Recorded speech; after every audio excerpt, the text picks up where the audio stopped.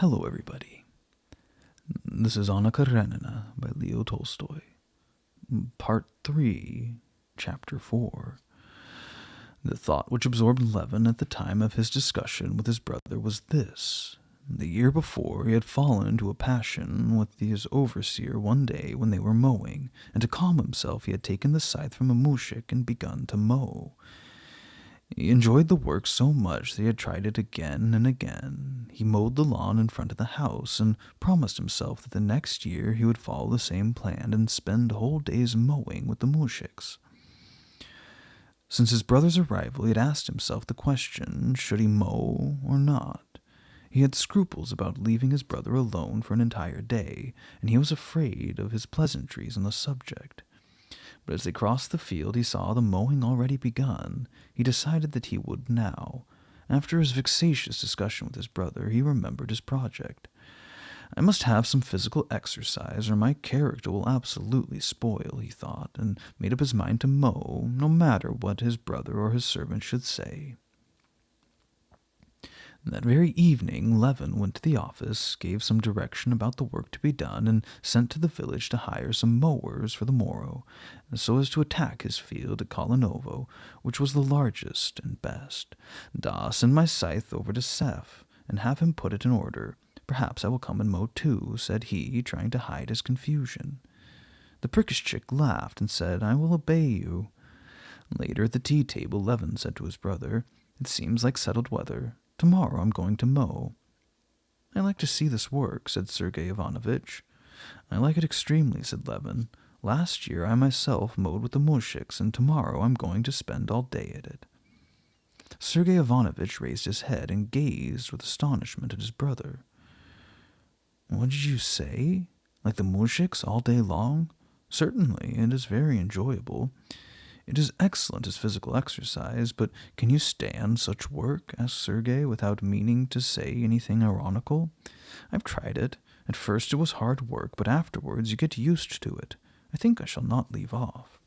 Volt kak! But tell me, how do the mushiks look at it? Naturally, they make sport because the barin is queer, don't they? No, I don't think so.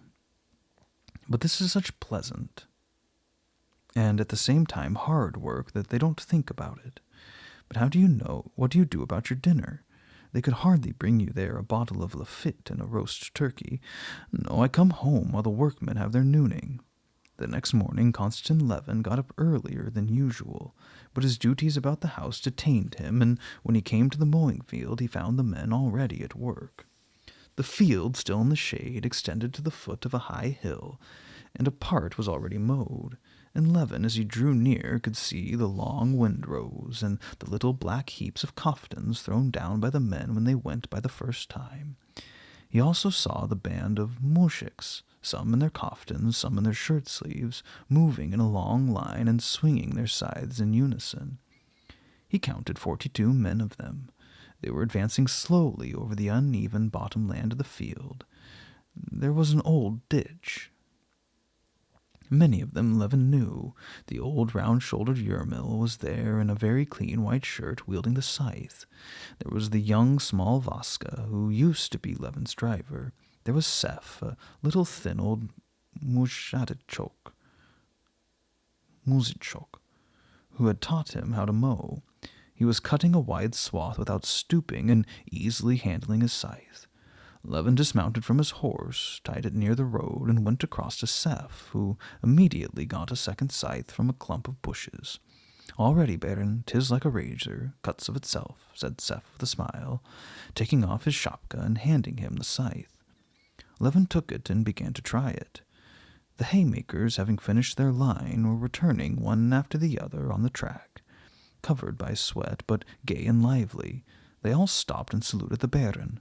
No one ventured to speak, but at last a wrinkled old man without a beard and dressed in a sheepskin jacket thus addressed him. Look here, Baron, if you put your hand to the work, you must not quit it, said he, and Levin heard the sound of stifled laughter among the workmen. I will try not to be left behind, he said, as he took his place behind Seth and waited for the signal to begin. Attention, cried the Starik. Seth made the way, and Levin followed in his steps. The grass was short and tough, and Levin, who had not mowed in a long time and was constrained by the watchful eyes of the men, at first made very bad work of it, though he swung the scythe energetically. Voices were heard behind him. "He doesn't hold the scythe right. The sned's too high. See how he stoops," said one. "Bears his hands on too much," said another. "It won't do at all. It's not well," said the Sterrick. "Look, it goes like this. Swings too wide. He'll get played out. The master's trying it for himself as hard as he can, but look at his row. For such work my brother was beaten once." The grass became less tough, and Levin, listening to the remarks without replying, and doing his best to learn, followed in Seth's footsteps. Thus they went 100 steps. Seth kept on without any intermission, and without showing the least fatigue. But Levin began to fear that he could not keep it up. He was so tired. He was just thinking that she should have to ask Seth to rest when the muzhik of his own accord halted, bent over, and taking a handful of grass began to wipe his scythe and to turn around. Levin straightened himself up and with a sigh of relief looked about him. Just behind was a peasant, and he was evidently tired and had also stopped. Seth whetted his own scythe and Levin's and started again. At the second attempt it was just the same. Seth advanced a step at every swing of the scythe. Levin followed him, striving not to fall behind, but each moment it came harder and harder. But as before, just as he believed himself at the end of his forces, Seth stopped and rested. Thus they went over the first swath, and this long stretch was very hard for Levin.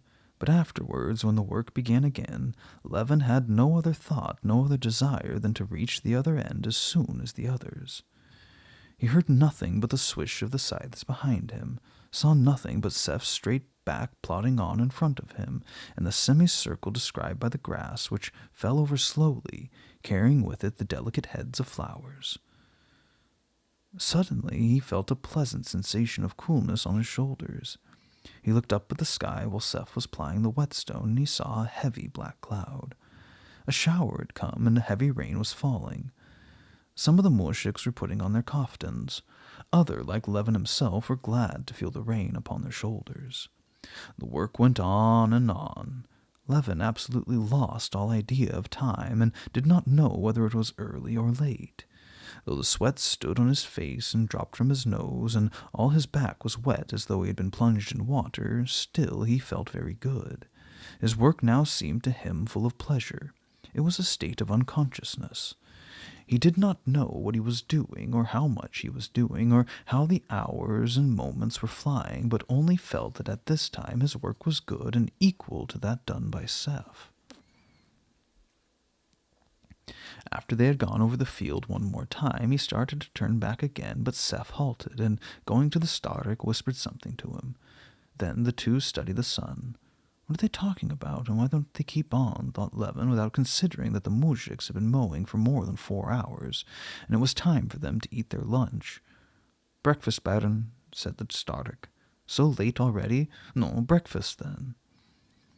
Levin gave his scythe to Seth, and together with the muzhiks, who were going for their kaftans, for their bread, he crossed the wide stretch of field where the mown grass lay lightly moistened by the shower, and went to his horse. Then only he perceived that he had made the false prediction about the weather, and that the sky would wet his hay. "The hay will be spoiled," he said. "No harm done, Baron. Mow in the rain, rake in the sun," said the Sterrick. Levin unhitched his horse and went home to take coffee with his brother. Sergei Ivanovitch had just got up. Before he was dressed and down in the dining room, Konstantin was back to the field again.